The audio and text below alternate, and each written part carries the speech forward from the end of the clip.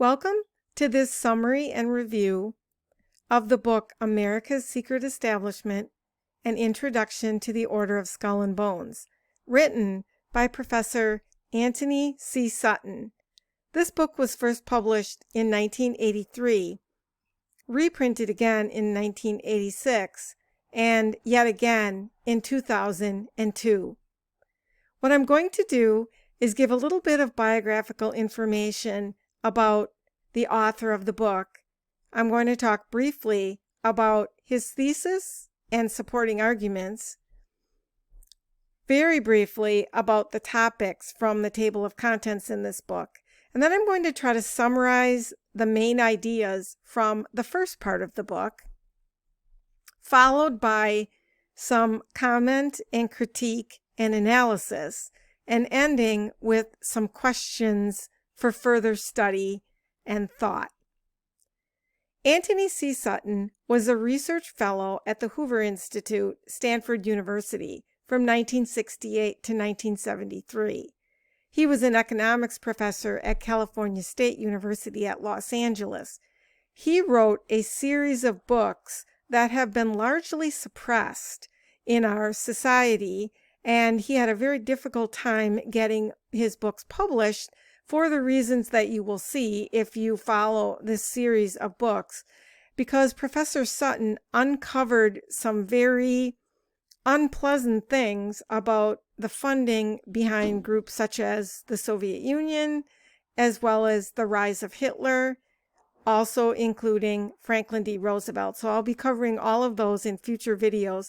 But today I would like to start with this book because this is probably the one that impacted me the most and encouraged me to start digging deeper into the history of secret societies in the United States and in the world.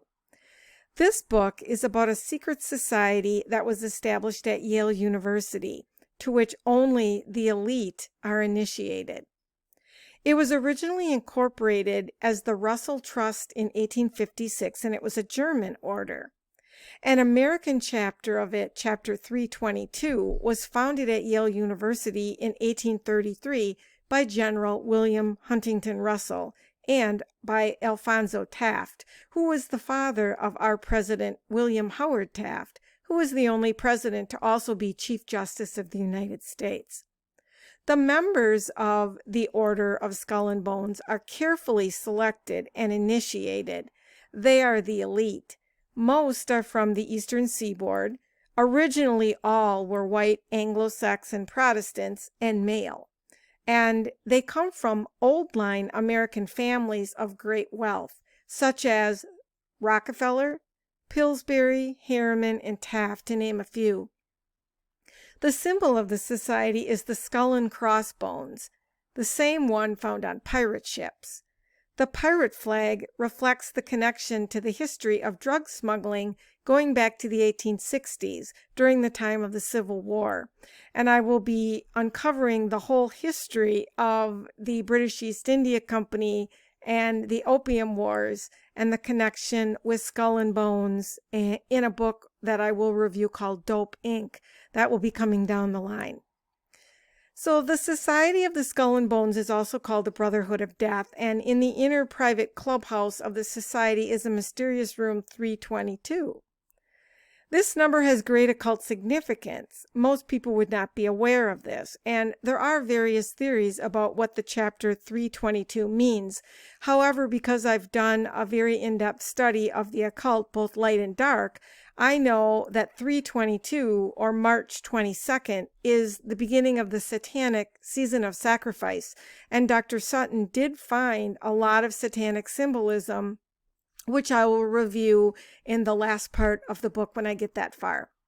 Sutton wrote previous books on how the West built the Soviet Union, only to create an enemy and try to destroy it. And he also wrote a book on how Wall Street funded Hitler's rise to power, as well as funding FDR's presidency and rise to power. In the introductory part of this book, Sutton says even though he investigated all those other matters and proved their truth, he didn't know the why of any of it. until he received an anonymous donation of an 8-inch package of documents in the early 1980s. It was the membership list and supporting documents for the Yale Skull and Bones Society. Sutton pored over these documents, and this book came out of that research. Sutton writes that this book represents his magnum opus because in writing it, he was able to piece together the reasons why, in his words, the West built the Soviets and Hitler, why we go to war to lose, why Wall Street loves Marxists and Nazis, why the kids can't read, why the churches have become propaganda founts, why historical facts are suppressed, why politicians lie, and 100 other whys. So you're probably starting to get a little bit of a reason why his books have been suppressed. All right, moving on to the topics from the table of contents. The book is divided into 4 parts: an introduction to the order, which I'll be covering today, how the order controls education, how the order controls war and revolution, and finally, the secret cult of the order. The summary of the main ideas that I found to be interesting from the first part of this book are that the philosophy of Skull and Bones is what is called the Hegelian philosophy. Under the Hegelian dialectic theory, it is essential to have conflict because out of the clash of opposites comes synthesis or change, hence a new world order. So you must have conflict. You must create 2 sides, pit them against one another, and then out of that clash of opposites comes the order or the change that you want to bring about. And in this new world order, the state is all-powerful and absolute, and individuals are submerged into the collective. The common man can only find freedom if he or she obeys the state. And Sutton believes that the order controls the state. He says that Hegelian philosophy glorifies the state, and the state is all-powerful. Another word for this is statism. Whereas in classical liberalism, the state is always submissive to the individual person. In Hegelianism, it's the other way around. In a statist system, no matter if it's Nazism or Marxism, the state is always supreme over the individual, and the individual's job is only to serve the state. There is no individuality apart from allegiance to the state. And of course, this is the opposite of what we are taught by official establishment history, because according to that perspective, history is nothing but a random, accidental series of happenings.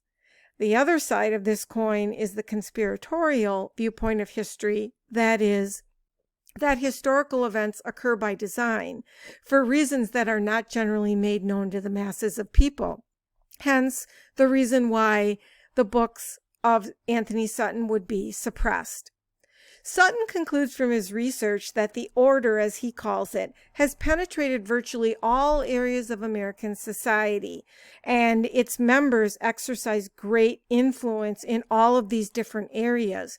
He talks about these areas as being the White House, legislatures, the education system, media, publishing, banking, tax-free foundations, think tanks, business, commerce, industry, law, legislatures, even churches. Initiates of the order, once they graduate from Yale, are assured of career advancement, a lot of success, and a lot of money and wealth if they follow the rules. There are horizontal and vertical chains of influence, and the order, therefore, can tap into any occupational area in society that it wants to. One of the things that Sutton really stresses is that the order is responsible for the dumbing down of the American educational system. Why? Because members of the order brought the Prussian educational system to the United States, which I'll have a lot more to say about later. And in addition, John Dewey, who's promoted as such a great father of education, was a staunch collectivist and statist. And he was instrumental in pushing the idea that the whole purpose of public school education is to make the students indoctrinated into the system of society. Of course, he doesn't use the word indoctrination, but he says that education is a process of living and not a preparation for future living. And to me, that would seem quite contrary to the purpose of education, because the purpose of education should be the development of the individual, not creation of cogs in the state machine. Sutton also points out that the two political parties in the United States, the so-called right and left, are nothing but a control device to divide and conquer the population. He says the order uses the Hegelian dialectic principle to foment war and revolution. Why? In the interest, again, of creating a new world order, and this is for the benefit of only a few and to the detriment of many. The order hoped to bring about this change in all of the following elements of society. They wanted to change education, money, law, politics, the economy, history, psychology, philanthropy, medicine, religion, media.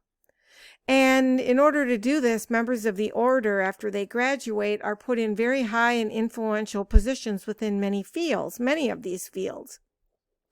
The order is a highly secretive organization, and its practices include bizarre occult rituals, especially during the initiation of new members. The ritual aspects are notably satanic, and Sutton uses the word satanic and talks about the symbolism, which I'll get to in the last part of the book review. Members are sworn to strict vows of secrecy. So that pretty much sums up what the first section of this book is about. So now I'm going to offer some comment and critique and analysis, things that I thought about after I read this book. First, a good number of U.S. politicians belonged to or did belong to this secret society when they were alive. The list includes names like George McBundy, who was the advisor to John F. Kennedy and had a huge impact on the evolution of the Vietnam War, President George Herbert Walker Bush, President George W. Bush, William F. Buckley Jr., Stephen Mnuchin, who was Trump's Department of Secretary Treasury, and John Kerry, former Secretary of State and Senator from Massachusetts. I can certainly attest to the fact that the adoption of the Prussian education system and Dewey's philosophy of education are entrenched in the U.S. public school system.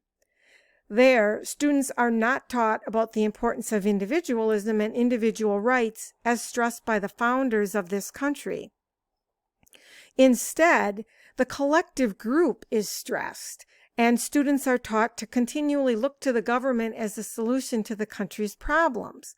This, of course, is contrary to the Jeffersonian idea of the best government is the least government.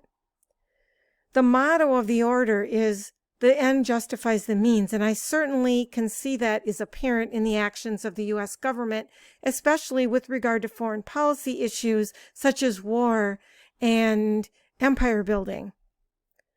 There has been no emphasis on this organization in the mainstream media. The only article written about it is one that Sutton cites from Esquire magazine that was written in September 1977. It was written by a man by the name of Ron Rosenbaum, and there's a particularly interesting quote from this article about how members are initiated into the order. He says that when a new member is initiated in the order, quote, "Tonight he will die to the world and be born again into the order, as he thenceforth will refer to it. The order is a world unto itself in which he will have a new name and 14 new blood brothers, also with new names," end quote.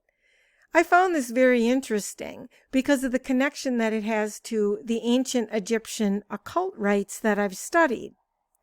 The Skull and Bones building at Yale is known as the Tomb, and the ritual practiced by the annual crop of 15 initiates is an Osiris cult death and resurrection ritual, whereby the Osiris, or castrated bull cult, is one of the 3 subdivisions of the Isis mother cult. So I found it very interesting that this group of people was so into these Egyptian initiation rites. Students in the public education system need to be properly educated on the foundational principles of our constitutional republic. The founders never wanted to create an all-powerful centralized state. They never wanted to create democracy, which they thought of as mob rule. So the idea that they would be okay with a collectivist system that centralizes control would never fit with what form of government they set up, because collectivist systems require powers that our Constitution simply does not grant to government.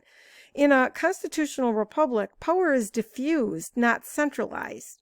If students were to understand this, maybe they would not be so willing to surrender their individual rights to an all-powerful collectivist government and buy into the cultural Marxism that is becoming a very large part of our educational system. To wrap up, some questions to think about. First, why do the same names keep coming up in the American political system? Bush, Clinton, etc.